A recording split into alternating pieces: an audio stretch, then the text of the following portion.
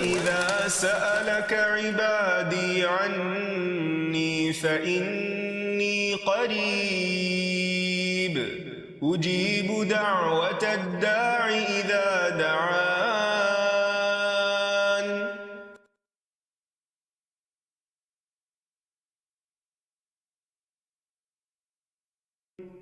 نحمده ونصلي على رسوله الكريم اما بعد فاعوذ باللہ من الشیطان الرجیم بسم اللہ الرحمن الرحیم رب اشرح لي صدری ويسر لي امری واحلل عقدۃ من لسانی یفقهوا قولی. السلام علیکم ورحمۃ اللہ وبرکاتہ. ناظرین، پروگرام دعا کیجیے کے ساتھ آپ کی خدمت میں حاضر ہیں. آج ہم انشاءاللہ اخلاقی برائیوں سے بچنے کی دعائیں آپ کے ساتھ شیئر کریں گے. اللہ سبحانہ وتعالیٰ قرآن مجید میں فرماتے ہیں وَقَالَ رَبُّكُمُ ادْعُونِي أَسْتَجِبْ لَكُمْ، اور تمہارے رب نے کہا کہ تم مجھ سے دعا مانگو، میں تمہاری دعا قبول کروں گا. تو ہم سب کو اللہ سبحانہ وتعالیٰ سے دین اور دنیا کی تمام تر بھلائیاں مانگنے کے لیے خوب خوب دعائیں کرنی چاہیے. اور دعا کرنے سے پہلے اللہ سبحانہ وتعالیٰ کی حمد و ثنا، سبحان اللہ والحمد للہ ولا الہ الا اللہ واللہ اکبر ولا حول ولا قوة الا باللہ، اور پھر درود شریف اللہم صلی علی محمد وعلی آل محمد کما صلیت علی ابراہیم وعلی آل ابراہیم انک حمید مجید. اللہم بارک علی محمد وعلی آل محمد کما بارکت علی ابراہیم وعلی آل ابراہیم انک حمید مجید. اور پھر دنیا اور آخرت کی بھلائیاں ربنا آتنا فی الدنیا حسنۃ وفی الآخرۃ حسنۃ وقنا عذاب النار. اے ہمارے رب، تو ہمیں دنیا میں بھی بھلائیاں عطا فرما اور آخرت میں بھی، اور ہمیں آخرت میں آگ کے عذاب سے محفوظ رکھ. تو جہاں تک دنیا کی بھلائیوں کا تعلق ہے تو وہ صرف مال و اولاد ہی نہیں، انسان کا دین، اخلاق، اس کا حسن معاملہ، یہ بہت بڑی بھلائیاں ہیں جو انسان کو دنیا میں نصیب ہوتی ہیں. انسان کے لیے لوگوں کے ساتھ معاملہ کرتے وقت اچھے اخلاق کو پیش نظر رکھنا نہایت ضروری ہے، لیکن یہ جتنا ضروری ہے اتنا ہی مشکل بھی ہے. ہاں، اگر انسان کو اس کا ریوارڈ معلوم ہو تو انسان اس کا اہتمام کر سکتا ہے. رسول اللہ صلی اللہ علیہ وسلم نے اس کو سب سے افضل عمل بتایا ہے. آپ نے فرمایا ابن آدم نے کوئی ایسا عمل نہیں کیا جو نماز، آپس میں صلح کروانے اور اچھے اخلاق سے بہتر ہو. یعنی ایک طرف اللہ سبحانہ وتعالیٰ کی عبادت ہو اور دوسری طرف آپس کے تعلقات کی اصلاح اور پھر بہترین اخلاق. ایک اور روایت میں یہ نماز روزے کے قائم مقام بتایا گیا. نبی صلی اللہ علیہ وسلم نے فرمایا مومن اپنے اچھے اخلاق سے روزہ دار اور قیام کرنے والے کا درجہ حاصل کر لیتا ہے. یعنی وہ شخص جو دن کو نفلی روزہ رکھتا ہے اور رات کو نفلی عبادت پڑھتا ہے وہ بہت پرہیزگار اور نیک تصور کیا جاتا ہے. تو اسی طرح اگر کسی شخص کے اندر یہ دو خوبیاں نہیں بھی لیکن اس کا اخلاق سب کے ساتھ اچھا ہے، اس کی عادات اچھی ہیں، اس کے طور طریقے اچھے ہیں، وہ دوسروں کے لیے باعث راحت ہے، تو یہ چیز انسان کے لیے درجات کی بلندی کا باعث ہے. ایسے بندے اللہ کے محبوب بندے ہیں جن کے اخلاق بہترین ہیں. رسول اللہ صلی اللہ علیہ وسلم سے ایک مرتبہ پوچھا گیا کہ اللہ کے بندوں میں اللہ کے نزدیک کون زیادہ سے زیادہ محبوب ہے، یعنی اللہ تعالیٰ کو کون پیارا ہے؟ آپ نے فرمایا جو سب سے اچھے اخلاق والے ہیں. پھر اسی طرح قیامت کے دن نبی صلی اللہ علیہ وسلم کے قریب ترین لوگ، یعنی آپ کی مجلس کے قریب ترین وہ لوگ ہوں گے جن کے اخلاق سب سے اچھے ہوں گے. پھر اسی طرح ایک اور روایت کے مطابق بہترین امتی ان کو قرار دیا گیا، یعنی جو نبی صلی اللہ علیہ وسلم کے محبوب ہیں یا آپ کی امت کے چنے ہوئے لوگ ہیں جن کے اخلاق سب سے اچھے ہیں، یعنی جن کی عادات بہترین ہیں. پھر اسی طرح ایک اور حدیث سے ہمیں یہ بھی پتہ چلتا ہے کہ اچھا اخلاق میزان میں سب سے بھاری نیکی ہوگا. ابو درداء سے روایت ہے کہ نبی صلی اللہ علیہ وسلم نے فرمایا مومن کے میزان میں قیامت کے دن سب سے بھاری چیز اچھا اخلاق ہوگا.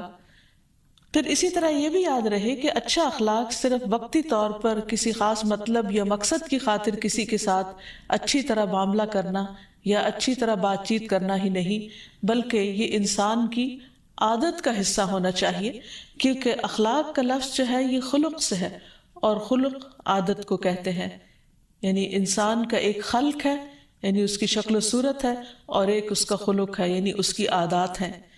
تو بہترین انسان، خوبصورت انسان وہی ہو سکتا ہے کہ جس کا اخلاق اچھا ہو، خواہ بظاہر عام معیار کے مطابق شکل و صورت معمولی ہی کیوں نہ ہو، کیونکہ لوگوں کو کسی کے شکل و صورت سے وقتی طور پر دیکھنے سے کچھ فائدہ ہو سکتا ہے، لیکن انسان دوسرے کے رویے اور معاملے کو نہیں بھولتا، اس لیے اس کو بہتر سے بہتر بناتے رہنے کی کوشش کی جانی چاہیے۔ پھر اسی طرح یہ ہے کہ جہاں اچھے اخلاق کو بہت فائدے کی چیز بتایا گیا، وہاں دوسری طرف برے اخلاق کو بہت نقصان کی چیزیں بتایا گیا۔ یعنی ایسا نہیں کہ اگر ہم اچھے اخلاق کا کوئی اختیار نہیں کرتے تو کوئی فرق نہیں پڑتا، یعنی یہ نہیں کہ اگر انسان کہے کہ میرا اخلاق اچھا نہیں تو کوئی بات نہیں۔ ہمارے دین میں جہاں ایک طرف ہمیں اچھے اخلاق کی تعلیم دی گئی، اچھے اخلاق کے بارے میں بتایا گیا اور اس کی فضیلت بیان کی گئی، وہاں دوسری طرف ہمیں برے اخلاق کے برے نتائج کے بارے میں بھی بتایا گیا۔ نبی صلی اللہ علیہ وسلم نے برے اخلاق سے بچنے کی بھی تلقین کی۔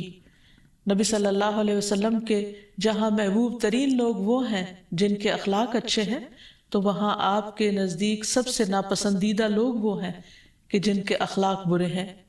جابر رضی اللہ عنہ سے روایت ہے کہ رسول اللہ صلی اللہ علیہ وسلم نے فرمایا، قیامت کے دن میرے نزدیک تم میں سب سے زیادہ محبوب اور قریب بیٹھنے والے لوگ وہ ہیں جو بہترین اخلاق والے ہیں، اور سب سے زیادہ ناپسندیدہ اور دور رہنے والے لوگ وہ ہیں جو زیادہ باتیں کرنے والے، بلا سوچے سمجھے اور بلا احتیاط بولنے والے اور تکبر کرنے والے ہیں۔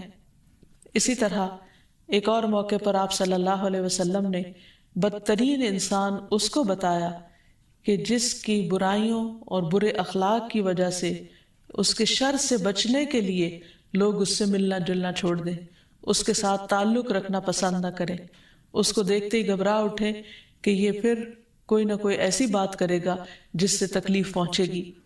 تو ایسے لوگ قابل مذمت ٹھہرے جن کے اخلاق قابل مذمت ہیں، یعنی ناپسندیدہ ہیں۔ اور یہ یاد رکھیے کہ اخلاق انسان کے پوری شخصیت کا عکاس ہوتا ہے، جس میں انسان کی گفتگو، انسان کا لین دین، انسان کا معاملہ، اس کی عادات، یہ تمام چیزیں اس میں شامل ہوتی ہیں۔ یاد رکھیے کہ اخلاق کا تعلق انسان کی پوری شخصیت کے ساتھ ہے۔ انسان کی گفتگو، انسان کے چہرے کے تاثرات، انسان کی چال ڈھال، انسان کے اٹھنے بیٹھنے کا طریقہ، یہ ساری چیزیں اخلاق سے تعلق رکھتی ہیں۔ اسی لیے ہم دیکھتے ہیں کہ بد اخلاقی میں نمبر 1 بد کلامی آتی ہے، کیونکہ انسان جب بات کرتا ہے تو اس کے اثرات دوسروں پر پڑتے ہیں، اور پھر جب انسان گالی گلوچ کرتا ہے یا دوسروں کے ساتھ طعن و تشنیع کرتا ہے یا ہارش طریقے سے بات کرتا ہے، یعنی سخت کلامی کرتا ہے، تو یہ تمام چیزیں بد اخلاقی کا حصہ بن جاتی ہیں۔ اللہ سبحانہ وتعالیٰ فحش کلامی سے نفرت فرماتے ہیں۔ نبی صلی اللہ علیہ وسلم نے فرمایا، مومن کے میزان میں قیامت کے دن سب سے بھاری چیز اچھا اخلاق ہوگا، اور بے شک اللہ تعالیٰ فحش گوئی اور بے حیائی کو پسند نہیں کرتا۔ نبی صلی اللہ علیہ وسلم نے اپنی امت کو اس سے بھی خبردار کیا تھا کہ تم میں پچھلی قوموں والی عادات نہ آ جائیں، اور وہ پچھلی قوموں کی، پچھلی امتوں کی جو بیماریاں تھیں، یعنی اخلاقی بیماریاں، ان میں خاص طور پر اترانا، تکبر کرنا، بوسٹنگ کرنا، زیادہ مال جمع کرنے کی حرص کرنا، یعنی دوسروں پر خرچ کرنے کی بجائے صرف اپنے لیے ہی سمیٹ سمیٹ کر رکھنا، فریب سے کام لینا، چیٹ کرنا، دھوکہ دینا، بغض کرنا، حسد کرنا، جیلس ہونا، یہاں تک کہ زیادتی ہونے لگے، یعنی دوسروں کے ساتھ معاملات میں حد سے بڑھ جانا، یعنی ان کے ساتھ ایسا معاملہ کرنا کہ جو عقل، اخلاق، تہذیب کے دائرے سے باہر ہو۔ تو ان چیزوں سے بچنا نہایت ضروری ہے۔ اب ان چیزوں سے بچنے کے لیے جہاں انسان کوشش کرتا ہے، وہاں اس کے ساتھ ساتھ اس کو دعا کی بھی ضرورت ہوتی ہے۔ اسی لیے نبی صلی اللہ علیہ وسلم نے بد اخلاقی کی تمام اقسام سے بچنے کی دعائیں ہمیں سکھائی ہیں، مثلاً بخل، کنجوسی، تنگ دلی، شح، اسی طرح بغض، پھر اسی طرح عداوت، دشمنی رکھنا، پھر دوسروں کے ساتھ روگردانی برتنا، لا تعلقی کا اظہار کرنا، لیے دیے رہنا، بدگمانی کرنا، جس کے بارے میں نبی صلی اللہ علیہ وسلم نے فرمایا کہ بدگمانی سے بچو کیونکہ بدگمانی سب سے جھوٹی بات ہے۔ پھر اسی طرح دوسروں کے عیب تلاش کرنا، ان کی بے عزتی کرنا، تکبر کرنا۔ پھر تکبر میں یہ چیز بھی شامل ہوتی ہے کہ انسان حق کا انکار کرے اور اس کے ساتھ ساتھ دوسروں کو حقیر سمجھے، یعنی دوسرے کو کوئی اہمیت نہ دینا۔ پھر اسی طرح زیادہ حاصل کرنے کی حرص اور لالچ انسان کو ان تمام چیزوں پر بعض اوقات اکساتی ہے۔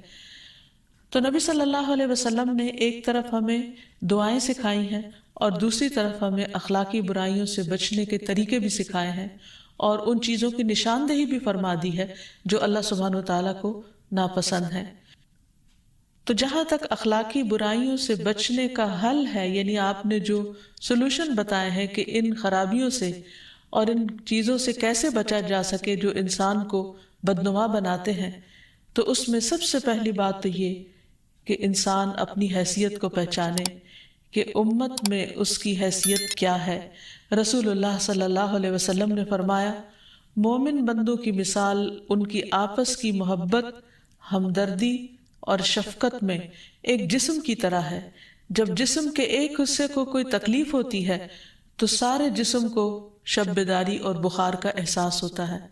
یعنی اگر انسان اپنے آپ کو دوسرے لوگوں سے الگ چیز نہ سمجھے، انہی کا حصہ سمجھے، تو پھر ہو نہیں سکتا کہ انسان اس حصے کو نقصان دینے کی کوشش کرے، کیونکہ وہ بھی اسی کے جسم کا ہی ایک حصہ ہے۔ مثلاً اگر انسان کے سر کو درد ہوتا ہے تو انسان یہ تو نہیں کر سکتا کہ اپنا سر کاٹ کر ایک طرف رکھ دے کیونکہ باقی جسم کا سر سے کوئی تعلق نہیں، یا اسی طرح انسان کے پاؤں میں کوئی تکلیف ہو تو اسے باقی جسم سے الگ کر دے اور پاؤں کے ساتھ کوئی ظالمانہ معاملہ کرے۔ تو اسی طرح انسان کو جب اپنی حیثیت سمجھ میں آئے گی کہ وہ ایک بڑی امت کا حصہ ہے، ایک جز ہے، تو پھر وہ کل کو نقصان پہنچانے کی کوشش نہیں کرے گا جز ہوتے ہوئے۔ پھر اسی طرح آپس میں محبت کے ساتھ رہنے کے طریقے سوچنے چاہیے، کیونکہ آپس کی محبت ایمان کا حصہ ہے اور یہی ایمان انسان کو پھر جنت میں لے جانے والا ہے۔ رسول اللہ صلی اللہ علیہ وسلم نے وارننگ دی تھی کہ تم جنت میں داخل نہیں ہوگے جب تک کہ ایمان نہیں لاؤ گے، اور ایمان نہیں لاؤ گے جب تک کہ آپس میں محبت نہیں کرو گے۔ تو گویا آپس کی محبت ایمان ہے اور ایمان جنت میں داخلے کا ذریعہ ہے۔ اور پھر اس شخص کے اندر کوئی خیر نہیں بتائی گئی کہ جس کے اندر نہ محبت کرنے کا جذبہ ہو اور نہ ہی وہ کسی سے محبت کرے اور نہ لوگ اس سے محبت کرے۔ پھر اسی طرح قیامت کے دن ایسے لوگ جو ایک دوسرے سے محبت کرنے والے ہوں گے، اللہ سبحانہ وتعالیٰ ان کو خود پکاریں گے اور انہیں بہترین جزا عطا فرمائیں گے۔ اللہ تعالیٰ ان کی عزت فرمائیں گے اور فرمائیں گے کہ این المتحابون فیہ، کہاں ہیں وہ لوگ جو میری خاطر آپس میں محبت کرتے ہیں؟ میرے جلال کی قسم، آج کے دن میں ان کو اپنے سائے میں رکھوں گا جس دن میرے سائے کے علاوہ کوئی اور سایہ نہ ہوگا۔ تو اتنا بڑا مقام، اتنی بڑی عزت اور اتنا بڑا اعزاز اسی شخص کو مل سکتا ہے جو دنیا میں دوسروں سے اللہ کی خاطر بے لوث اور بے غرض محبت کرنا جانتا ہو۔ اور محبت بہت سے معاملوں کو آسان کر دیتی ہے۔ جب انسان کو انسانوں سے محبت ہوتی تو خود بخود اس کے دل میں دوسروں کا احترام آتا ہے، اچھے معاملے کو دل چاہتا ہے۔ لیکن جب انسان کے اندر بغض اور عداوت ہوتی ہے تو دوسرے کی نیکیاں اور حسن سلوک بھی اس کو برا معلوم ہوتا ہے۔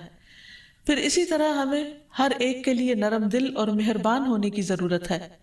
رسول اللہ صلی اللہ علیہ وسلم نے اس شخص کو جنتی قرار دیا جو رشتہ داروں اور مسلمانوں کے لیے مہربان اور نرم دل ہوتا ہے، جو دوسروں کی ضروریات پوری کرتا ہے۔ آپ صلی اللہ علیہ وسلم نے فرمایا، مومن کو خوش کرنا، اس کا قرض ادا کر دینا، اس کی ضرورت پوری کرنا، اس سے کسی مصیبت کو دور کر دینا افضل اعمال میں سے ہے۔ پھر اسی طرح ہمیں یہ تلقین کی گئی ہے کہ ایک دوسرے کے ساتھ تواضع اور ہمبلنس کا مظاہرہ کریں، ایک دوسرے پر فخر نہ جتائیں، ایک دوسرے کے مقابلے میں اکڑ نہ ہو بلکہ نرمی اور جھکاؤ کا معاملہ ہو، اور اس کے لیے سلام میں پہل کرنے کو بہت بڑی کامیابی کی کلید بتایا گیا کہ اس شخص کا دل تکبر سے خالی ہے جو سلام میں پہل کرتا ہے، اور سلام محبت پیدا کرنے کے لیے بہت ہی کارگر نسخہ ہے۔ پھر اسی طرح دوسرے کے بارے میں بدگمانی سے انسان بچے، کیونکہ جب گمان برا ہوتا ہے تو انسان کے اعمال اسی کے مطابق، رویے اسی کے مطابق ڈھل جاتے ہیں۔ پھر اسی طرح دوسروں کے معاملے میں تجسس نہ کرے، اگر کہیں بدگمانی ہو جائے تو معاملہ جلد صاف کر لیا جائے، کلیریفیکیشن کر لی جائے، اور جلد از جلد صلح کر لی جائے، کیونکہ انسان ہے، انسانوں کے درمیان اختلافات ہو جاتے ہیں، لڑائی جھگڑے ہو جاتے ہیں، لیکن ان لڑائی جھگڑوں کو طول نہیں دینا چاہیے۔ دوسری چیز یہ ہے کہ انسان دعاؤں کے ذریعے اپنے اخلاق میں تبدیلی لائے، یعنی عملی حل کے علاوہ جب دعا ساتھ کرے گا تو انشاءاللہ اس کے رویے میں بہت بہتری آئے گی۔ اس سلسلے میں قرآن مجید میں جو دعا سکھائی گئی ہے وہ ہے ربنا اغفر لنا ولإخواننا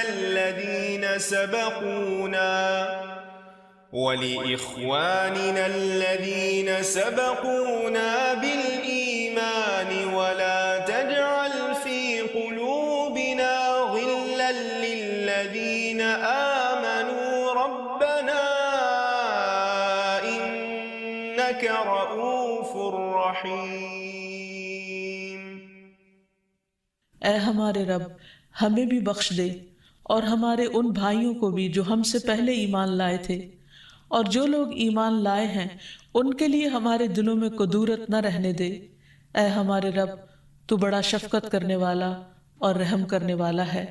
یعنی اللہ سبحانہ وتعالیٰ نے ہمیں یہ دعا سکھائی ہے کہ ہم تمام اہل ایمان سے محبت کرنے والے ہوں، اور اگر ان کی طرف سے ہمیں کوئی تکلیف پہنچی بھی ہو تو ان کے لیے دلوں کو صاف کر لیا جائے، اور اپنے دل سے دوسروں کے خلاف ہر قسم کا میل کچیل اور کدورت ہٹا دی جائے، دور کر دی جائے، دھو ڈالی جائے۔ پھر اسی طرح اچھی سیرت اور اچھے اخلاق کے لیے دعا سکھائی گئی۔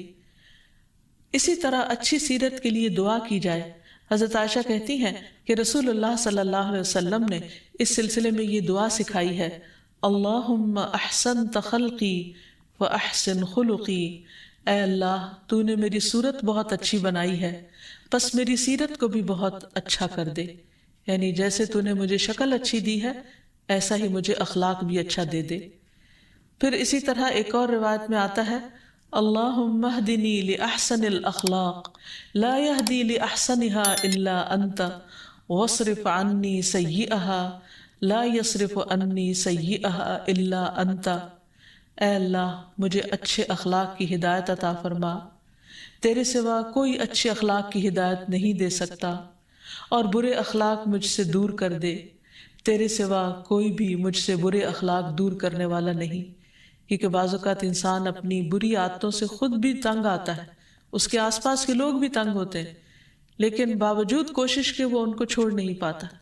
تو اس لیے اس سلسلے میں اللہ تعالیٰ سے دعا بھی کرنی چاہیے کہ وہ ہماری مدد فرمائے اور ہمیں ایسی چیزوں کو چھوڑنے کی توفیق دے کہ جس سے ہمارے اعمال ہمارے لیے نقصان دہ بنے۔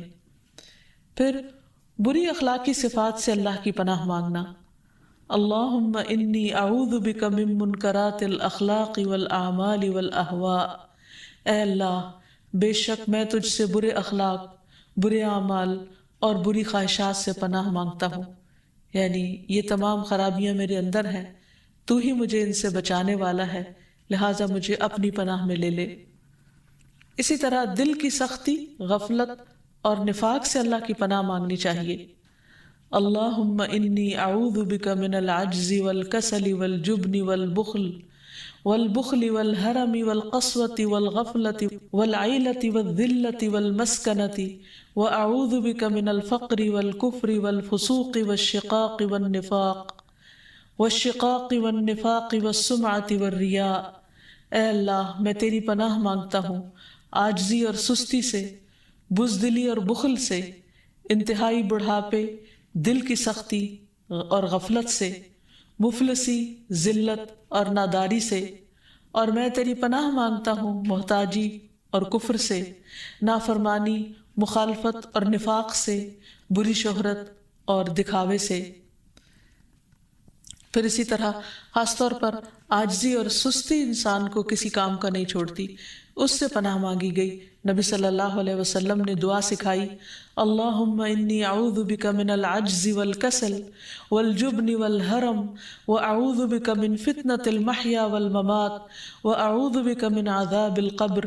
اے اللہ، میں تیری پناہ مانگتا ہوں عاجزی اور سستی سے، بزدلی اور بڑھاپے کی ذلیل حدود میں پہنچ جانے سے، اور میں تیری پناہ مانگتا ہوں زندگی اور موت کے فتنوں سے، اور میں تیری پناہ مانگتا ہوں قبر کے عذاب سے. تو اللہ تعالیٰ سے دعا ہے کہ وہ ہمیں ان تمام فتنوں سے محفوظ رکھے، ہمیں ہمارے نفس کے شر سے بچائے، اور ہمیں بد اخلاقی اور برے معاملے سے محفوظ رکھے، تاکہ ہماری دنیا اور آخرت دونوں ہی خوشگوار ہو سکے. السلام علیکم ورحمۃ اللہ وبرکاتہ. لم أكن بدعائك رب شقيا.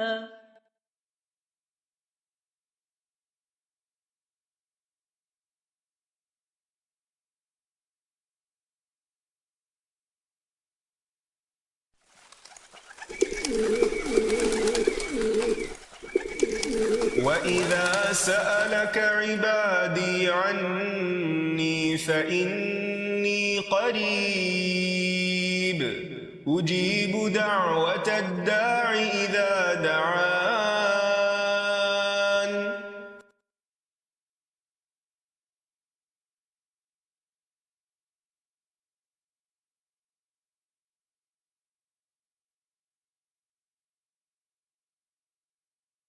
نحمده ونصلي على رسوله الكريم، اما بعد، فاعوذ باللہ من الشیطان الرجیم، بسم اللہ الرحمن الرحیم. رب اشرح لي صدری ویسر لي امری واحلل عقدۃ من لسانی یفقہوا قولی. السلام علیکم ورحمۃ اللہ وبرکاتہ. ناظرین، پروگرام دعا کیجیے کے ساتھ آپ کی خدمت میں حاضر ہیں. آج ہم انشاءاللہ ازواج اور اولاد کے لیے کی جانے والی دعاؤں کے بارے میں بات کریں گے کہ قرآن و سنت میں ہمیں اس بارے میں کیا رہنمائی ملتی ہے. دعا ایسی چیز ہے جو انسان کی تقدیر کو بدل دیتی ہے. عام طور پر ہم اپنے خاندانی زندگی میں، گھریلو زندگی میں جب پریشان ہوتے ہیں تو ہم سمجھتے ہیں کہ شاید یہ مشکلات زندگی کا حصہ ہیں اور ان میں کبھی کوئی تبدیلی نہیں ہو سکتی. حالانکہ اللہ سبحانہ وتعالیٰ کے لیے کسی بھی چیز کو بدلنا کچھ بھی مشکل نہیں. بعض اوقات ہمیں شیطان یہ وسوسہ ڈالتا ہے کہ یہ چیز تمہاری تقدیر میں لکھ دی گئی تھی، اس لیے اب اس سے کوئی نجات کا راستہ نہیں. حالانکہ حدیث میں واضح طور پر آتا ہے، رسول اللہ صلی اللہ علیہ وسلم نے فرمایا، کوئی چیز تقدیر کو بدل نہیں سکتی سوائے دعا کے، اور کوئی چیز عمر میں اضافہ نہیں کرتی سوائے نیکی کے. یعنی اگر انسان دوسروں کے ساتھ خیر و بھلائی کرتا رہتا ہے تو یہ چیز اس کے عمر میں اضافے کا ذریعہ بنتی ہے. جیسا کہ ہم نے پہلے بھی ذکر کیا تھا کہ دعا کی قبولیت کے لیے ضروری ہے کہ پہلے ہم اللہ سبحانہ وتعالیٰ کی تعریف بیان کریں. اللہ سبحانہ وتعالیٰ کی تعریف کے بے شمار کلمات ہیں جو نبی صلی اللہ علیہ وسلم نے ہمیں سکھائے ہیں. ان میں سے ایک یہ بھی ہیں.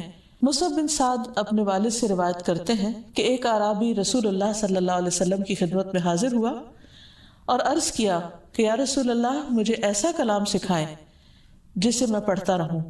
آپ نے فرمایا، کہو لا الہ الا اللہ وحدہ لا شریک لہ، اللہ اکبر کبیرا والحمد للہ کثیرا، سبحان اللہ رب العالمین، لا حول ولا قوة الا باللہ العزیز الحکیم.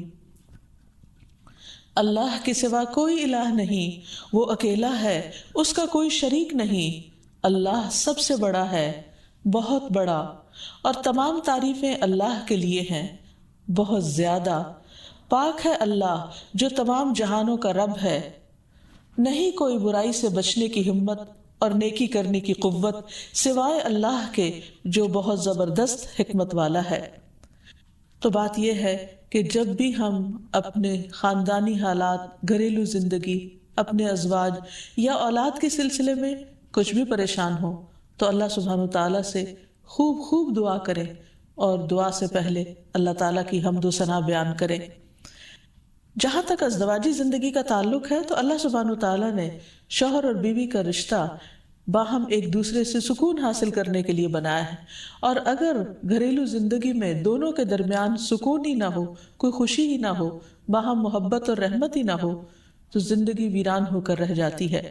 اللہ سبحانہ وتعالیٰ قرآن مجید میں شادی کی حکمت کو بیان کرتے ہوئے فرماتے ہیں وَمِنْ آيَاتِهِ أَنْ خَلَقَ لَكُم مِّنْ أَنفُسِكُمْ أَزْوَاجًا لِتَسْكُنُوا إِلَيْهَا وَجَعَلَ بَيْنَكُم مَّوَدَّةً وَرَحْمَةً إِنَّ فِي ذَلِكَ لَآيَاتٍ لِقَوْمٍ يَتَفَكَّرُونَ۔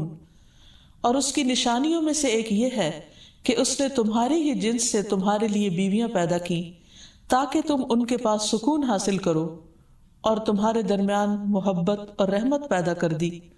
غور و فکر کرنے والوں کے لیے اس میں کئی ایک نشانیاں ہیں، یعنی اللہ سبحانہ وتعالیٰ نے تو فطری طور پر انسان کے اندر ایک دوسرے کے لیے کشش رکھی ہے، محبت رکھی ہے، لیکن اگر وہ کسی وجہ سے ختم ہو گئی ہے یا موجود نہیں ہے تو یہ بھی انسان کی زندگی میں ایک بہت بڑا دکھ اور آزمائش ہوتی ہے۔ تو اس سے نکلنے کے لیے اللہ تعالیٰ کی مدد اور اس کا سہارا لینا چاہیے، اور کسی بھی غلط قسم کے کام سے بچتے ہوئے اللہ تعالیٰ سے عاجزی کے ساتھ گڑ گڑا کر اس رشتے کی محبت اور خوشی کے لیے دعائیں کرنی چاہیے۔ پہلی بات تو یہ ہے کہ شادی سے پہلے ہمیں اسلام نے اچھے رشتوں کے انتخاب کا ایک معیار دیا ہے۔ مثلا شوہر کے انتخاب کے لیے جو ہمیں حدیث ملتی ہے اور نبی صلی اللہ علیہ وسلم نے جو کرائیٹیریا دیا ہے، اس میں آتا ہے کہ اگر تمہارے پاس کوئی ایسا شخص نکاح کا پیغام بھیجے جس کے دین اور اخلاق سے تم مطمئن ہو تو اس سے اپنی بیٹی کا نکاح کر دو، اگر ایسا نہیں کرو گے تو زمین میں فتنہ اور زبردست فساد برپا ہوگا۔ تو اس حدیث سے یہ پتہ چلتا ہے کہ شادی سے پہلے انسان کو ضرور یہ دیکھنا چاہیے کہ جہاں وہ اپنی بیٹی کو بیاہ رہا ہے اس شخص کا اخلاق، کردار، مزاج کس قسم کا ہے، یعنی محض کسی دنیاوی فائدے یا کسی کے مال یا بظاہر زینت اور رونق کو دیکھ کر شادی نہیں کرنی چاہیے، بلکہ دین کو معیار بنانا چاہیے۔ پھر اسی طرح لڑکی کے انتخاب میں بھی جو بات ہمیں بتائی گئی وہ یہی کہ لڑکی سے 4 چیزوں کی بنیاد پر شادی کی جاتی ہے، لیکن نبی صلی اللہ علیہ وسلم نے جو خاص طور پر تلقین کی وہ یہ ہے فَاظْفِرْ بِذَاتِ الدِّینِ تَرِبَتْ یَدَاکَ، کہ تم دین والی کا انتخاب کرو، تمہارا بھلا ہو، یعنی لڑکی بھی نیک ہو، اللہ تعالیٰ سے ڈرنے والی ہو۔ اسی لیے ہم دیکھتے ہیں کہ خطبہ نکاح کے اندر اللہ سبحانہ وتعالیٰ 3 آیات میں 4 دفعہ اللہ کے تقوی کا حکم دیتے ہیں، کیونکہ جب تک انسان اللہ تعالیٰ سے نہیں ڈرتا اس وقت تک انسان انسانوں کے حقوق صحیح طور پر ادا نہیں کر سکتا۔ ایک اور حدیث میں بھی نبی صلی اللہ علیہ وسلم نے نیک عورت کو دنیا کی بہترین متاع قرار دیا، فرمایا دنیا فائدہ اٹھانے کی چیز ہے اور دنیا کی بہترین متاع نیک عورت ہے، یعنی کسی بھی مرد کی سب سے بڑی خوش قسمتی یہ ہو سکتی ہے کہ اسے جو شریک حیات ملے وہ نیک ہو، با اخلاق ہو اور خاندان کو بنانے والی ہو، رشتہ داریوں کو جوڑ کر رکھنے والی ہو۔ لہٰذا اس سلسلے میں اگر ہم نکاح سے پہلے ہی اللہ سبحانہ وتعالیٰ کے احکامات کو مد نظر رکھیں تو بہت سے مسائل سے بچ سکتے ہیں۔ رشتے کے انتخاب کے بعد نکاح کرنے سے پہلے استخارہ کرنے کا بھی حکم دیا گیا۔ استخارہ دراصل کیا ہے کہ انسان اللہ تعالیٰ سے خیر مانگتا ہے کہ یا رب اگر اس جوڑ میں بھلائی ہے، خیر و برکت ہے تو اس کام کو ہمارے لیے آسان کر دے، اور اگر خیر و بھلائی کہیں اور ہے تو ہماری رہنمائی اس طرف کر دے۔ استخارے کی باقاعدہ دعا نبی صلی اللہ علیہ وسلم نے سکھائی ہے، اور صحابہ کہتے ہیں کہ آپ ہمیں قرآن کی سورت کی طرح یہ دعا سکھایا کرتے تھے۔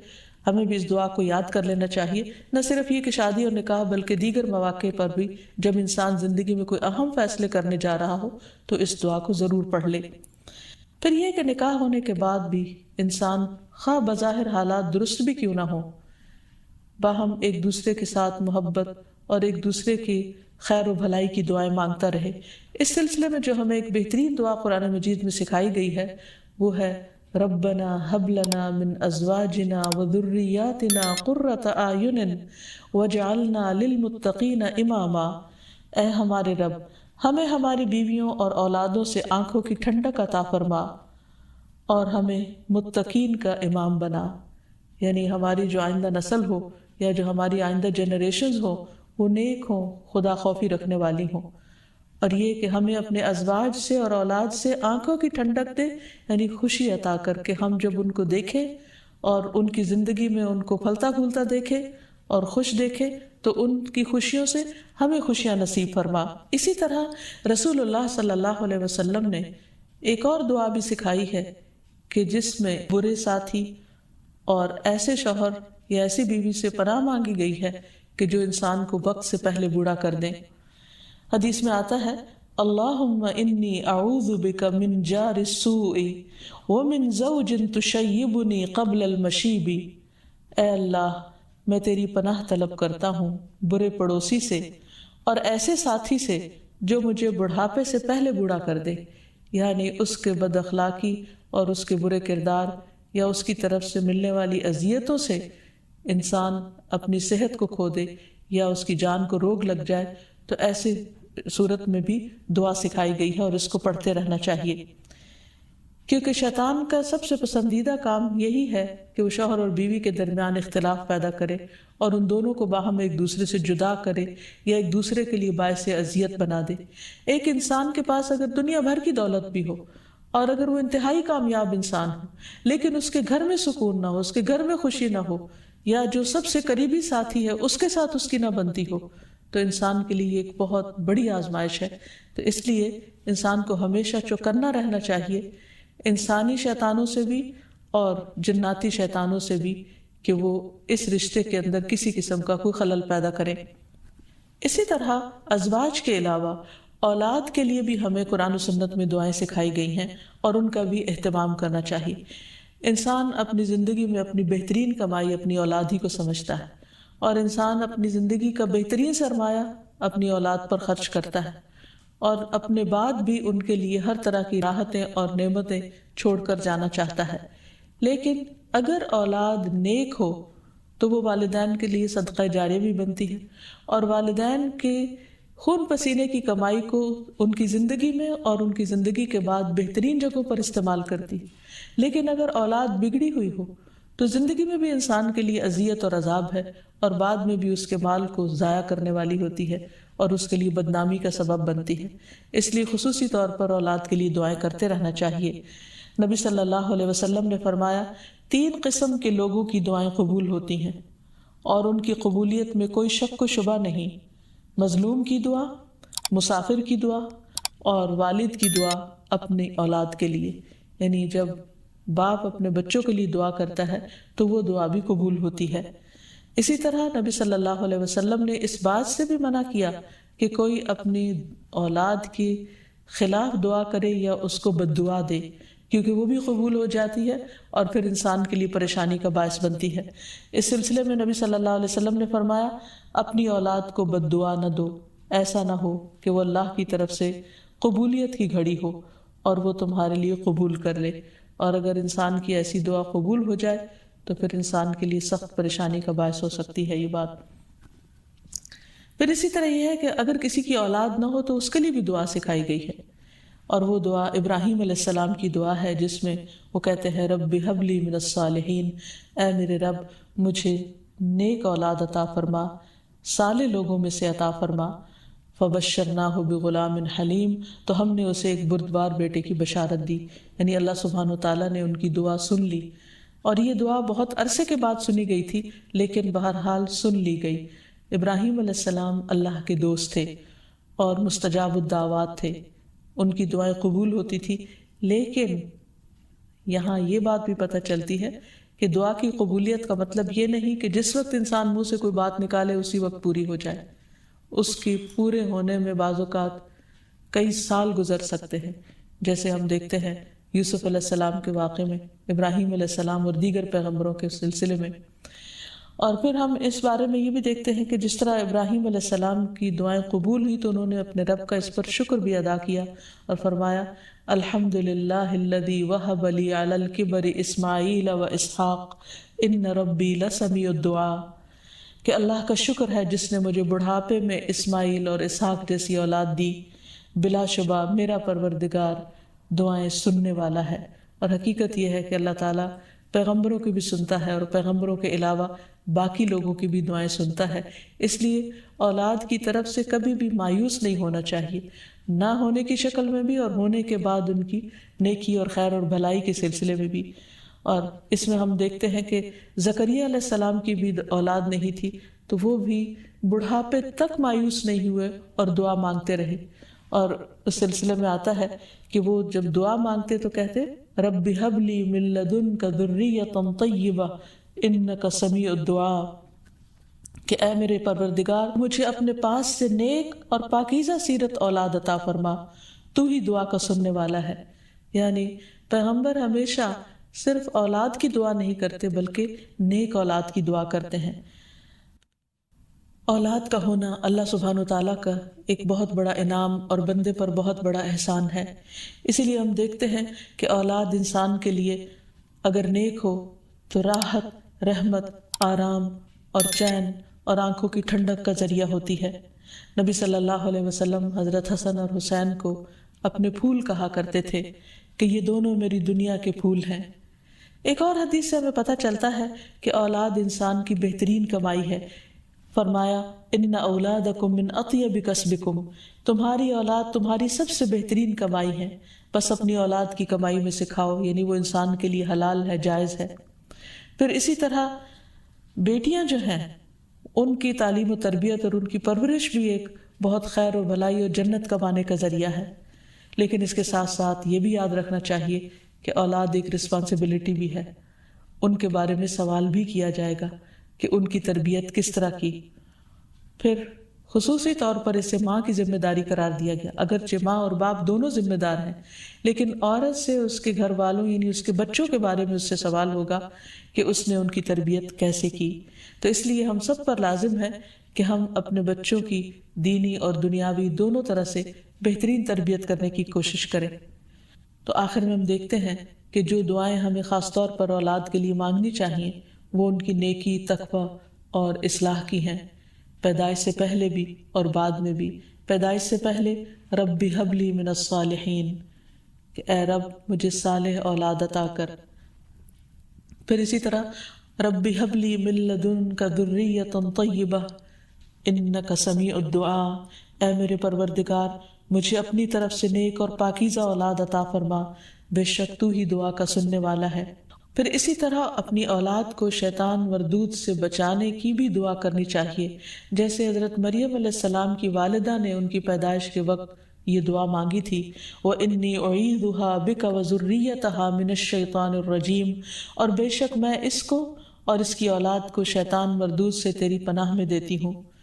پھر اسی طرح ایسی اولاد مانگنی چاہیے کہ جو انسان کے لیگیسی کو آگے لے کر چل سکے اور اس کے علمی ورثے کو سنبھالنے والی ہو، جیسے زکریا علیہ السلام نے دعا کی تھی۔ پھر اسی طرح اولاد کے اللہ تعالیٰ کے راستے میں قبول ہونے کی بھی دعا کرنی چاہیے، جیسے حضرت مریم کی والدہ نے ان کے لیے دعا کی تھی کہ رب انی نذرت لک ما فی بطنی محررا فتقبل منی، کہ اے میرے رب بے شک میں نے تیرے لیے اس کی نظر مانی ہے جو میرے پیٹ میں ہے کہ میں آزاد چھوڑ دوں گی، سو مجھ سے قبول فرما، بے شک تو سب کچھ سننے سب کچھ جاننے والا ہے۔ پھر اسی طرح اولاد کی دینی دنیاوی ضروریات پوری کرنے کی بھی دعا مانگنی چاہیے، جیسے ابراہیم علیہ السلام نے دعا کی تھی ربنا انی اسکنت من ذریتی بواد غیر ذی زرع عند بیتک المحرم ربنا ليقيموا الصلاة فاجعل أفئدة من الناس تهوي إليهم وارزقهم من الثمرات لعلهم يشكرون۔ اے ہمارے پروردگار، میں نے اپنی اولاد کے ایک حصے کو تیرے قابل احترام گھر کے پاس ایسے میدان میں لا بسایا جہاں کوئی کھیتی نہیں، تاکہ وہ نماز قائم کریں۔ پروردگار بعض لوگوں کے دلوں کو ان کی طرف مائل کر دے، انہیں کھانے کو پھل مہیا فرما، توقع ہے کہ یہ شکر گزار رہیں گے۔ اسی طرح ابراہیم علیہ السلام نے اپنی اولاد کے کھانے میں برکت کی دعا کی، اللہم بارک لہم فی اللحم والماء، اے اللہ ان کے گوشت اور پانی میں برکت نازل فرما۔ پھر اسی طرح اولاد کی فرما برداری کی بھی دعا کرنی چاہیے. ربنا وجعلنا مسلمین لک ومن ذریتنا امۃ مسلمۃ لک وارنا مناسکنا وتب علینا انک انت التواب الرحیم. اے ہمارے پروردگار، ہم دونوں کو اپنا فرما بردار بنا لے اور ہماری اولاد میں سے ایک جماعت پیدا کر جو تیری فرما بردار ہو، اور ہمیں اپنی عبادت کے طریقے بتلا اور ہماری توبہ قبول فرما، بے شک تو بڑا توبہ قبول کرنے والا اور نہایت رحم فرمانے والا ہے. پھر اسی طرح اولاد کی اصلاح کی دعا کرنی چاہیے. رب اوزعنی ان اشکر نعمتک التی انعمت علی وعلی والدی وان اعمل صالحا ترضاہ واصلح لی فی ذریتی انی تبت الیک وانی من المسلمین. اے میرے پروردگار، مجھے توفیق دے کہ میں تیرے اس احسان کا شکر ادا کروں جو تو نے مجھ پر اور میرے والدین پر کیا، اور یہ بھی کہ میں ایسے اچھے عمل کروں جو تجھے پسند ہو، اور میری خاطر میری اولاد کی اصلاح کر. میں تیرے حضور توبہ کرتا ہوں اور بلا شبہ میں فرما بردار ہوں. اسی طرح اولاد کی نماز قائم کرنے کی دعا کرنی چاہیے. رب اجعلنی مقیم الصلاۃ ومن ذریتی ربنا وتقبل دعا. اے میرے رب، مجھے بھی اور میری اولاد کو بھی نماز قائم رکھنے والا بنا، پروردگار میری یہ دعا قبول فرما.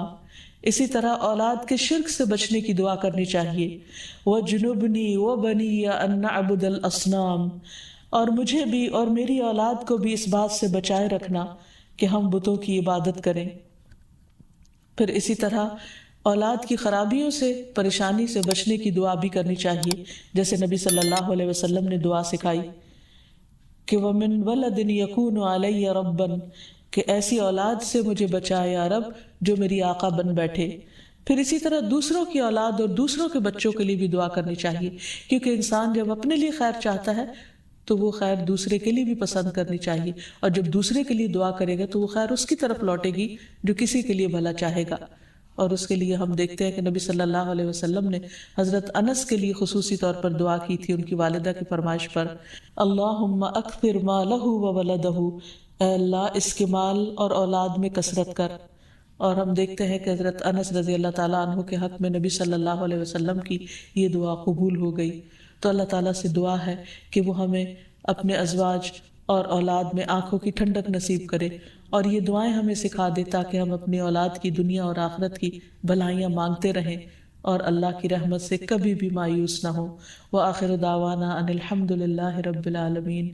السلام علیکم ورحمۃ اللہ وبرکاتہ. لم أكن بدعائك رب شقيا.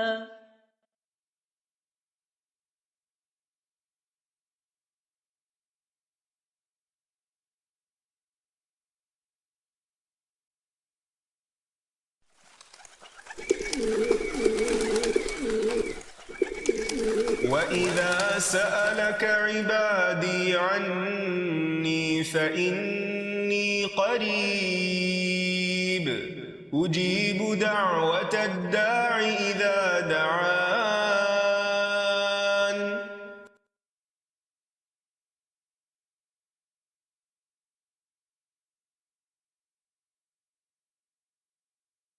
نحمده ونصلي على رسوله الكريم، اما بعد، فاعوذ باللہ من الشیطان الرجیم.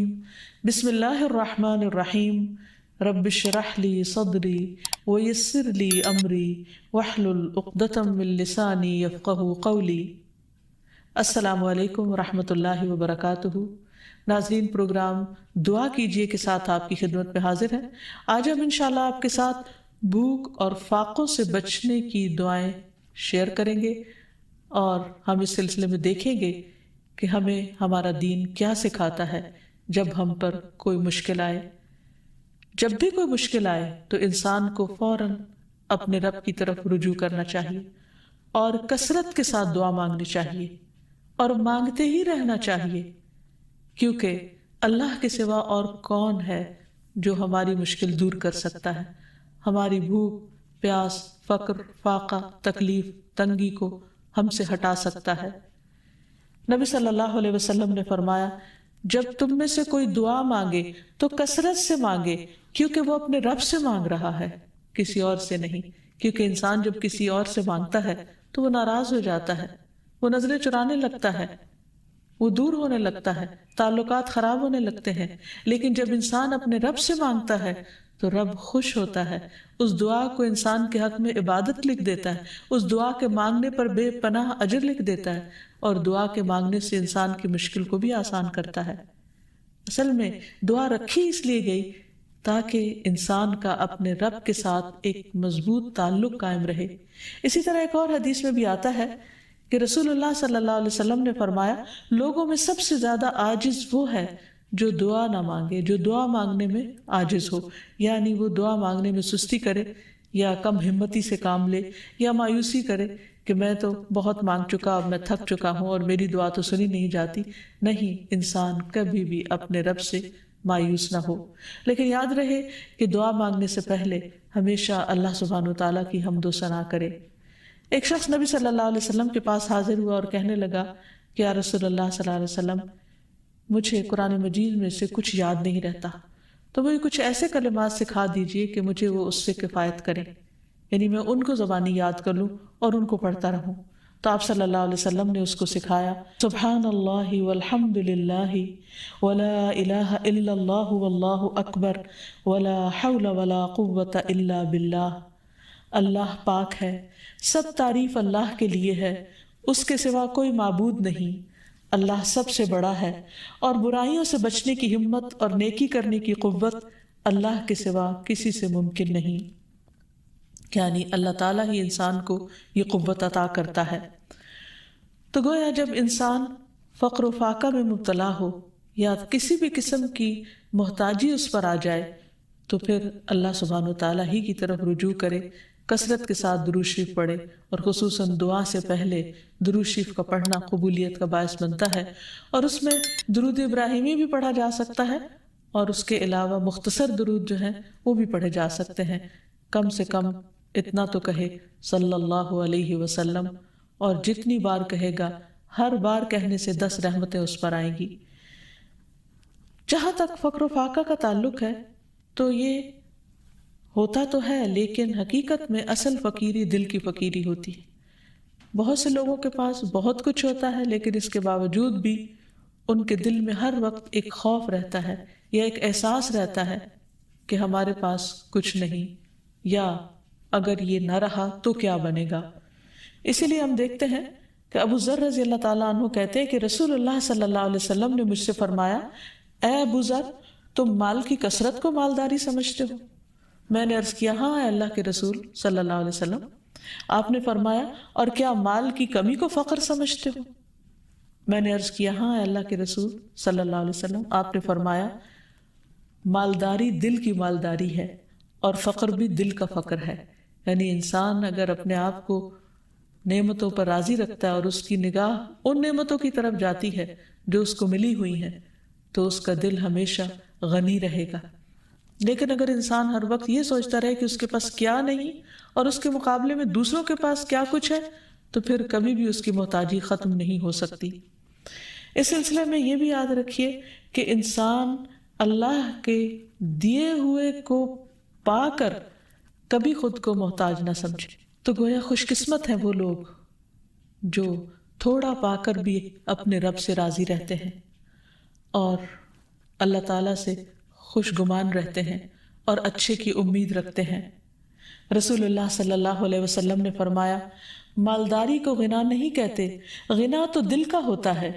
جب اللہ کسی بندے کے حق میں خیر و بھلائی کا ارادہ کرتا ہے تو اس کے نفس میں غنا اور دل میں تقویٰ پیدا کر دیتا ہے، اور جب اللہ کسی بندے کے حق میں شر کا ارادہ کرتا ہے تو اس کی فقیری کو اس کی دونوں آنکھوں کے سامنے رکھ دیتا ہے اور اسے سوائے اپنے فقر اور محتاجی کے کچھ نظر نہیں آتا، لہذا اس کی کنڈیشن مزریبل ہو جاتی، وہ ہر وقت پریشان اور دکھی رہتا ہے اور وہ ان نعمتوں کو بھی انجوائے نہیں کر سکتا جو اللہ تعالیٰ نے اس کو دی ہوئی ہیں۔ اگر انسان غور کرے کہ اس کی اگر خدا نخواستہ آنکھ چلی جائے تو کیا دنیا بھر کی دولت خرچ کر کے بھی وہ آنکھ لے سکتا ہے واپس؟ یا اگر اس کے جسم کا کوئی اور حصہ چلا جائے، ضائع ہو جائے، تو کیا دنیا بھر کی دولت خرچ کر کے وہ اس طرح کی نعمت واپس لوٹا سکتا ہے؟ ہرگز نہیں۔ ہمارے جسم کا ایک ایک حصہ لاکھوں کروڑوں کا ہے، ہم کہیں سے بھی محتاج اور فقیر نہیں اگر ہم اپنے پاؤں پہ چلتے ہیں اور اپنے ہاتھوں سے کام کر سکتے ہیں، اور اللہ تعالیٰ نے ہمیں نگاہوں کی روشنی عطا کر رکھی ہے اور سننے کی طاقت، اور ہمارا دل دھڑکتا اور ہمیں زندگی نصیب ہے، تو اللہ سبحانہ و تعالیٰ باقی نعمتیں بھی ہم پر آسان کر دے گا، صرف یہ کہ انسان وقتی طور پر کسی آزمائش سے نہ گھبرائے۔ پھر اسی طرح فقر و فاقہ چونکہ ایک آزمائش ہے تو اللہ تعالیٰ مختلف لوگوں کو مختلف طریقے سے آزماتا ہے، تو کچھ لوگوں کو فقر سے آزماتا ہے، اور اس میں صرف یہ نہیں کہ کسی عام انسان کو، بلکہ اللہ تعالیٰ نے اپنے بڑے بڑے نیک بندوں کو بھی اس سے آزمایا ہے۔ لیکن عام حالات میں فقر و فاقہ کے جو اسباب ہمیں قرآن و سنت سے پتہ چلتے ہیں، ان میں سے ایک وجہ دین سے دوری بھی ہے۔ معقل بن یسار کہتے ہیں رسول اللہ صلی اللہ علیہ وسلم نے فرمایا، تمہارا رب فرماتا ہے، اے ابن آدم میری عبادت کے لیے فارغ ہو جا تو میں تیرے دل کو غنا سے اور تیرے ہاتھ کو رزق سے بھر دوں گا۔ اے ابن آدم مجھ سے دور نہ ہو ورنہ میں تیرے دل کو فقر سے اور تیرے ہاتھ کو شغل اور مصروفیت سے بھر دوں گا، یعنی تم کام بھی کرتے رہو گے لیکن تمہارا غم کبھی دور نہیں ہوگا۔ قرآن مجید سے بھی ہمیں واضح طور پر یہ بات پتہ چلتی ہے کہ جو شخص اللہ کے ذکر سے منہ موڑتا ہے اللہ تعالیٰ دنیا کی زندگی بھی اس پر تنگ کر دیتے ہیں۔ فرمایا وَمَنْ أَعْرَضَ عَنْ ذِكْرِي فَإِنَّ لَهُ مَعِيشَةً ضَنْكًا وَنَحْشُرُهُ يَوْمَ الْقِيَامَةِ أَعْمَىٰ، فرمایا اور جو میری یاد سے منہ موڑے گا تو اس کی زندگی تنگ ہو جائے گی اور قیامت کے دن ہم اسے اندھا کر کے اٹھائیں گے۔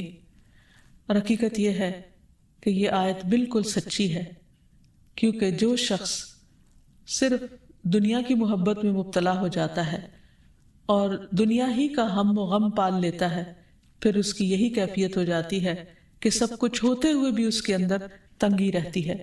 رسول اللہ صلی اللہ علیہ وسلم نے فرمایا، جو اپنی فکر آخرت کو بنا لیتا ہے تو اللہ تعالیٰ اس کے تمام امور کو جمع کر دیتا ہے اور اس کے دل کو بے نیاز کر دیتا ہے، اور دنیا اس کے پاس ذلیل ہو کر آتی ہے، اور جس کی نیت صرف دنیا حاصل کرنے کی ہو، یعنی وہ آخرت کو بھولا ہوا ہو، اللہ اس کی تنگیوں کو اس پر کھول دیتا ہے، اس کا فقر اس کی آنکھوں کے سامنے آتا ہے اور اسے صرف اتنی ہی دنیا ملتی ہے جتنی اس کے لیے لکھی جا چکی ہوتی ہے، اس سے زیادہ نہیں ملتی۔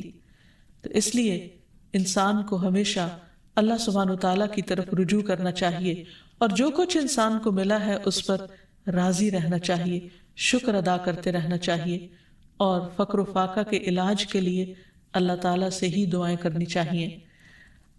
ابو ذر غفاری کہتے ہیں نبی صلی اللہ علیہ وسلم اللہ سبحانہ وتعالیٰ سے روایت کرتے ہیں کہ بے شک اللہ تعالیٰ فرماتا ہے، اے میرے بندو تم سب بھوکے ہو سوائے اس کے کہ جسے میں کھلاؤں، تو تم مجھ سے کھانا مانگو میں تمہیں کھلاؤں گا۔ اے میرے بندو تم سب برہنہ ہو سوائے اس کے جسے میں لباس پہناؤں، تو تم مجھ سے لباس مانگو میں تمہیں لباس پہناؤں گا۔ تو حقیقت یہ ہے کہ سب کچھ دینے والا اللہ ہے، اس لیے انسان اپنی چھوٹی سے چھوٹی اور بڑی سے بڑی ضرورت اللہ تعالیٰ کے سامنے ہی رکھے، اور جب انسان اللہ سے مانگتا ہے تو اس کا فقر دور ہو جاتا ہے، اور اللہ پر بھروسہ ہی دراصل انسان کو غنی کر دیتا ہے، اور اللہ تعالیٰ اپنے فضل سے بندوں کو غنی کرتا ہے اور ان پر اپنی رحمت نازل کرتا ہے۔ قرآن مجید میں آتا ہے وَأَنَّهُ هُوَ أَغْنَى وَأَقْنَى، وہی تو ہے جس نے غنی کیا اور دولت عطا کی۔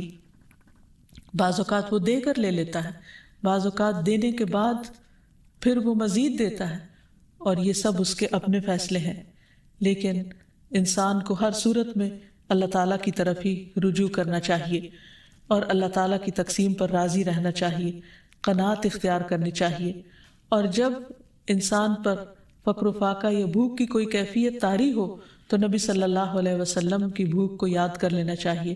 یہ حدیث یاد رہے کہ رسول اللہ صلی اللہ علیہ وسلم اس دنیا سے رخصت ہو گئے اور آپ نے کبھی جو کی روٹی بھی آسودہ ہو کر نہیں کھائی۔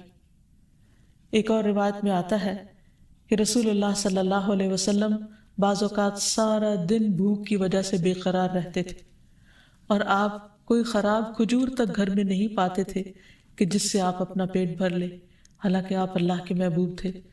تو اس سے یہ پتہ چلتا ہے کہ ضروری نہیں کہ جو شخص فقر و فاقہ کا شکار ہو جائے اللہ تعالیٰ اس پر ناراض ہی ہو۔ بعض اوقات اللہ تعالیٰ اپنے پیارے بندوں کو آزماتا ہے، انہیں مختلف طرح کے امتحانوں میں ڈالتا ہے تاکہ انہیں اور زیادہ اپنا مقرب بنا لے۔ پھر اسی طرح انسان جب دعائیں کرے تو جو دعائیں ہمیں قرآن و سنت میں سکھائی گئی ہیں ان سے خاص طور پر اللہ تعالیٰ سے مدد مانگتا رہے، کیونکہ ساری تکلیفیں صرف اللہ ہی دور کرتا ہے۔ اللہ تعالیٰ فرماتے ہیں قل أفرأيتم ما تدعون من دون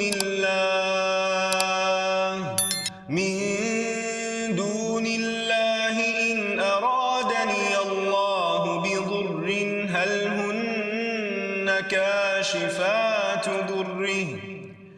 هل هن كاشفات ضره أو أرادني برحمة هل هن ممسكات رحمته قل حسبي الله عليه يتوكل المتوكلون۔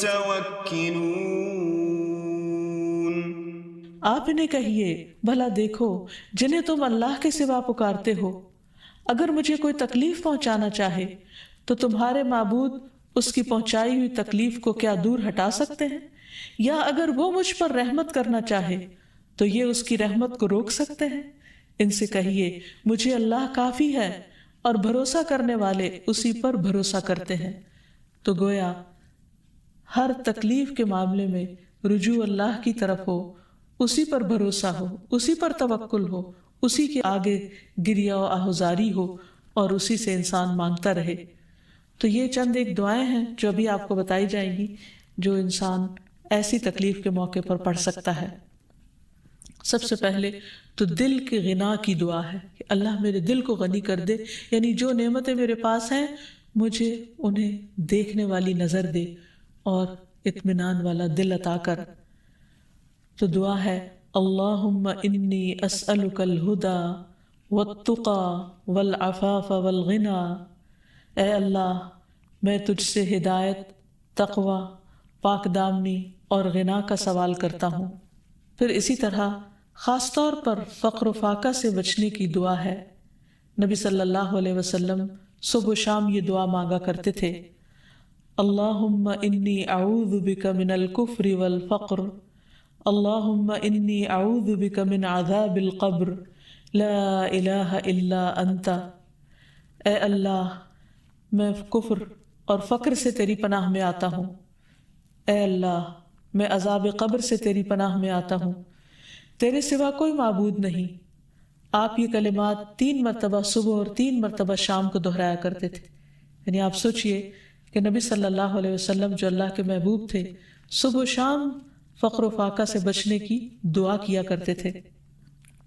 اسی طرح ایک اور دعا ہے، نبی صلی اللہ علیہ وسلم دعا کرتے اللہم انی اعوذ بک من الفقر والقلۃ والذلۃ واعوذ بک من ان اظلم او اظلم، اے اللہ میں فقر و فاقہ، قلت اور ذلت سے تیری پناہ میں آتا ہوں، کیونکہ بعض اوقات فقر و فاقہ انسان کو ذلیل کر دیتا ہے، اور اس بات سے تیری پناہ میں آتا ہوں کہ میں کسی پر ظلم کروں یا کوئی مجھ پر ظلم کرے۔ اسی طرح ہم دیکھتے ہیں کہ نبی صلی اللہ علیہ وسلم اپنے بستر پر جا کر جو دعائیں رات کو سونے سے پہلے پڑھتے، ان میں بھی جو ایک دعا ہے اس میں بھی خصوصی طور پر آپ قرض اور فقر سے پناہ مانگتے ہیں۔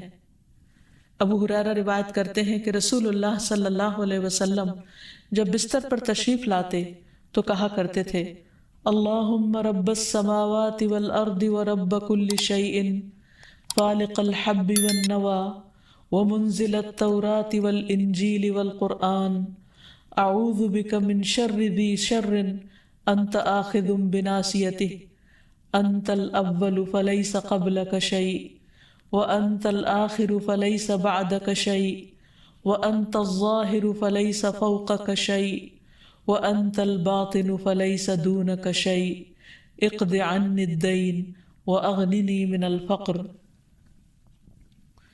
اس کا ترجمہ ہے اے اللہ 7 آسمانوں اور زمین کے رب اور ہر چیز کے رب، دانے اور گٹلی کو چیرنے والے، تورات اور انجیل اور قرآن نازل کرنے والے، میں تجھ سے ہر اس چیز کے شر سے پناہ مانگتا ہوں جسے تو اس کی پیشانی کے بالوں سے پکڑنے والا ہے۔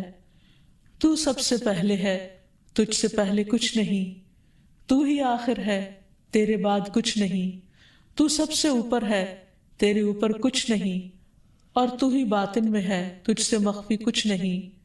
اے اللہ میرا قرض ادا کر دے اور مجھے فقر سے بے نیاز کر دے۔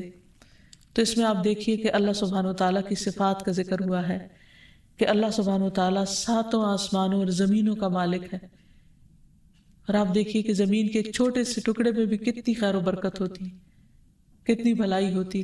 کہاں یہ کہ وہ پوری زمین کا مالک، اور صرف اس زمین کا نہیں، باقی زمینوں کا بھی مالک، تمام ستاروں سیاروں کا مالک، سارے آسمانوں اور جو کچھ ان کے اندر ہے ان سب کا مالک۔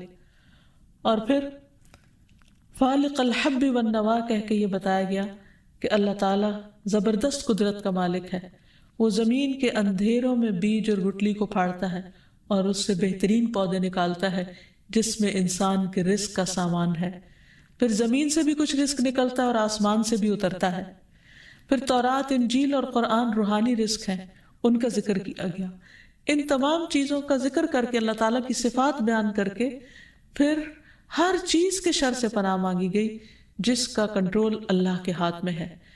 اور پھر اللہ تعالیٰ کی کچھ ناموں اور صفات کا ذکر کیا گیا کہ اللہ تو سب سے اول ہے اور تو ہی سب سے آخر ہے، نہ کوئی تجھ سے پہلے ہے اور نہ کوئی تجھ سے بعد، یعنی سب چیزیں تیرے ہی کنٹرول میں ہیں، تو ہی ہر ایک کا مالک ہے اور تیرے اوپر کوئی بھی نہیں ہے، اور تو ہی ظاہر ہے اور تو ہی باطن ہے اور تجھ سے کچھ بھی چھپا ہوا نہیں۔ اور یہ ساری صفات ذکر کر کے آخر میں کیا فرمایا کہ تو میرا قرض ادا کر دے اور جو مجھے فقر سے بے نیاز کر دے۔ تو جو شخص یہ دعا مانگے گا انشاءاللہ اسے مالی مشکلات سے، پریشانی سے نجات ملے گی۔ پھر اسی طرح نبی صلی اللہ علیہ وسلم رات کے وقت جب بھوک کی شدت سے آپ کی آنکھ کھل جاتی اور آپ بے قرار ہوتے تو آپ یہ دعا پڑھا کرتے تھے، لا الہ الا اللہ الواحد القہار رب السماوات والارض وما بینہما العزیز الغفار۔ کوئی معبود برحق نہیں مگر اللہ جو اکیلا اور زبردست ہے، آسمانوں، زمین اور ان کے درمیان کی تمام چیزوں کا رب ہے، وہ غالب اور بہت بخشنے والا ہے۔ پھر اسی طرح انسان بھوک سے پناہ مانگے اور اللہ تعالیٰ سے خاص دعا کرے کہ انسان کو ایسی تمام اذیتوں سے نجات دے جو اس کے لیے مشکل کا باعث بنتی ہیں۔ اللہم انی اعوذ بک من الجوع فإنہ بئس الضجیع۔ اے اللہ میں بھوک سے تیری پناہ مانگتا ہوں، بے شک وہ بہت بری ساتھی ہے۔ پھر ایک اور موقع پر نبی صلی اللہ علیہ وسلم ان کلمات کے ذریعے دعا کیا کرتے تھے، اللہم انی اعوذ بک من فتنۃ النار وعذاب النار ومن شر الغنی والفقر۔ اے اللہ میں پناہ چاہتا ہوں آگ کے فتنے اور آگ کے عذاب سے، اور مالداری اور ناداری کے شر سے، کیونکہ دونوں کے اندر اپنا اپنا شر ہے کہ انسان کے پاس بہت کچھ ہو تو بھی اس کے اندر بگاڑ آنے کا ڈر ہے، اور اگر کچھ نہ ہو تو فقر انسان کو کفر کے قریب کر دیتا ہے۔ پھر اسی طرح دیے جانے اور روکے جانے کے شر سے بچنے کی دعا سکھائی گئی۔ نبی صلی اللہ علیہ وسلم یہ دعا مانگا کرتے تھے، اللہم لا قابض لما بسطت ولا باسط لما قبضت ولا ہادی لمن اضللت ولا مضل لمن ہدیت ولا معطی لما منعت ولا مانع لما اعطیت ولا مقرب لما باعدت ولا مباعد لما قربت واعوذ بک من شر ما اعطیتنا وشر ما منعت منا۔ اے اللہ جو تو پھیلا دے اسے کوئی سمیٹنے والا نہیں، اور جو تو سمیٹ لے اسے پھیلانے والا کوئی نہیں، یعنی ساری طاقت تیرے ہی ہاتھ میں ہے، ساری طاقت کا مالک تو ہی ہے۔ جسے تو گمراہ کر دے اسے کوئی ہدایت دینے والا نہیں، اور جسے تو ہدایت دے اسے کوئی گمراہ کرنے والا نہیں۔ جس سے تو روکے اسے کوئی دینے والا نہیں، اور جسے تو دے اس کو کوئی روکنے والا نہیں۔ جسے تو دور کر دے اسے کوئی قریب کرنے والا نہیں، اور جسے تو قریب کر دے اسے کوئی دور کرنے والا نہیں۔ اور میں تیری پناہ مانگتا ہوں ہر اس چیز کے شر سے جو تو نے ہمیں دی، اور اس چیز کے شر سے جو تو نے ہم سے روک لی۔ تو اللہ تعالیٰ سے دعا ہے کہ وہ ہمیں دنیا اور آخرت کی تمام آزمائشوں، پریشانیوں اور مشکلات سے اپنی حفاظت میں رکھے۔ وآخر دعوانا ان الحمد للہ رب العالمین۔ السلام علیکم ورحمۃ اللہ وبرکاتہ۔ لم أكن بدعائك رب شقيا